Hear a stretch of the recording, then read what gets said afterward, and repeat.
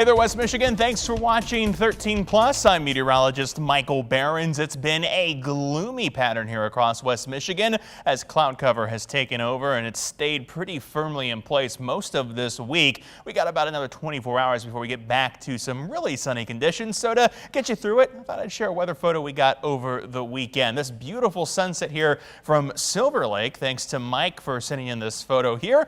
Absolutely gorgeous view there, and hopefully we'll get some more of those by the end of the week. We'll certainly see them as we head into the weekend. Of course, if you take any weather photos, you want to send them to us here, you can find me on social media. Meteorologist Michael Behrens on Facebook and at Mike Behrens WX on the X, Twitter, Instagram, and Threads. Temperature out there today hit 64 Grand Rapids, 70 Muskegon, and 67 in Holland. Those temperatures near to below average for this time of the year and just a degree below our forecast. It's the first miss in a little over 2 weeks here. Only 3 misses in the last month of forecasting. When it comes to tomorrow, look for warmer temperatures ahead. That's why 13 weather ball is lit up in red, but that weather ball blinking bright as rain remains in sight through tonight. The 13 weather ball is sponsored by LaFontaine Lincoln Grand Rapids. Those temperatures, though, because of the moisture around, won't be getting too cool tonight. In fact, we're going to hold in the low 60s, upper 50s across the region as dew points are sitting in the 50s and 60s out there. 58 the dew point in Grand Rapids right now, 57 in Muskegon. As we head through the rest of tonight, don't expect these to move very far, so the temperatures don't move very far either. Pretty much solid overcast skies all the way through tomorrow evening before we start to see a few breaks happen, and we'll start to clear that cloud cover out as we head into Friday. Forecast overnight, expect temperature to drop to 58 degrees with scattered showers remaining possible. Thursday, rain wraps up in the morning hours, becoming mostly cloudy by Thursday evening, high 68. Friday, skies continue to clear. We'll be into the mid-70s for highs by Friday afternoon.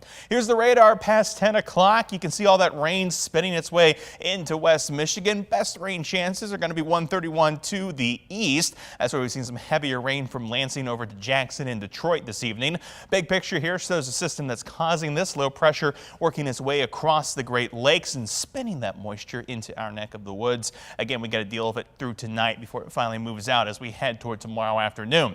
So let's go ahead and track that hour by hour. We're looking at scattered rain chances that continue through the rest of this evening, hanging around into tomorrow morning's commute as well. Those rain chances pretty much done by the time we pass the noon hour. Cloud cover sticks around throughout a good portion of the day Thursday and into Thursday night. We'll start Friday off mostly cloudy as well, but as we head into the afternoon, we'll push the cloud cover on out and we'll be back to sunny skies by the end of the day and pretty nice weather for the football games Friday night. Comfortable and mild with temperatures in the mid-70s. Heading into the weekend and beyond Friday, we are looking at a pretty solidly sunny pattern here as we head through the weekend and into the start of next week. That's going to let temperatures rise back to summertime levels. In fact, we're expecting 80s through several days in our forecast. Before we get there, though, 70s return tomorrow on the lake shore with the best rain chances being to the south. Really not much of a rain chance up toward Ludington. Your temperatures will be warmer as a result. We'll hang around in the upper 60s for our northern zones of temperatures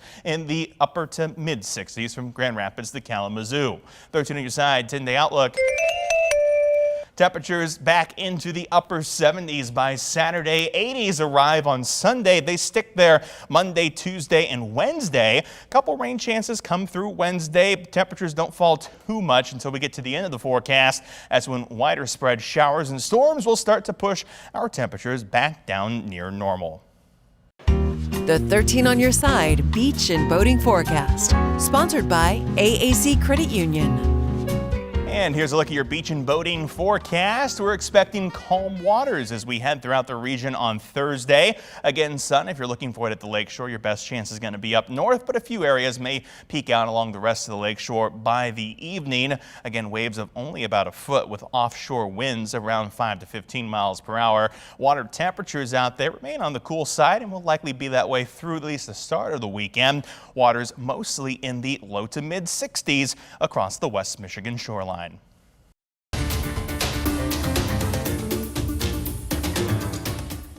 Now to some consumer news. Michigan is one of the worst states in the country for power outages. Many of us can attest to that fact after last month's severe weather. But now there's a new plan to improve Michigan's electric grid. Consumers Energy unveiled a sweeping new plan called the Reliability Roadmap. Its goals include making sure that no more than 100,000 customers are ever without power at any given time, and that no one is in the dark for longer than a day. They still need the green light from energy regulators, and the plan won't start till 2025. It calls for $1 billion in new investment each year, plus $9 billion in investment overall. 13 on your side's Charlie Tinker reports. I think we'll have to see how it plays out. Not ruling out potential rate hikes to pay the bills and meeting its reliability goals. Responsibility when we look at affordability for our customers to make sure we're efficient with the dollars that we have and continue to spend. Our top priority as an energy provider has always been ensuring customers have the energy they need at a price they can afford. To accomplish that, consumers said it would substantially increase time spent tree trimming to keep lines clear and curb the risk of disruption from things like falling limbs. Tougher infrastructure as well, with plans calling for accelerating the rebuilding or installation of new weather-resistant power poles, rated to withstand higher wind speeds and severe weather events. Another priority, undergrounding certain lines where it makes sense, according to the plans released Monday, thanks to advances in technology. And we've shown that we can cost competitively underground in the areas where the trees are very thick and trimming them is cost prohibitive. Hired nearly 100 underground workers that are being trained right now to help us expand the undergrounding portions as we go forward. Putting around 5,000 more miles of line below ground and out of reach, expanding the integration of smart technology and automation, the utility says, will also allow it to isolate problem spots and respond to disruptions automatically. August, severe storms and tornadoes left thousands of Michigan residents in the dark for days. The planned upgrades came as cleanup efforts dragged on for the hardest hit. Moving forward, Consumer says the advance of climate change with the likelihood of more frequent, more severe weather will need to be met with a higher degree of reliability. To meet these challenges requires both to increase the speed at which we make improvements to the grid while also exploring new tactics and implementing new technology.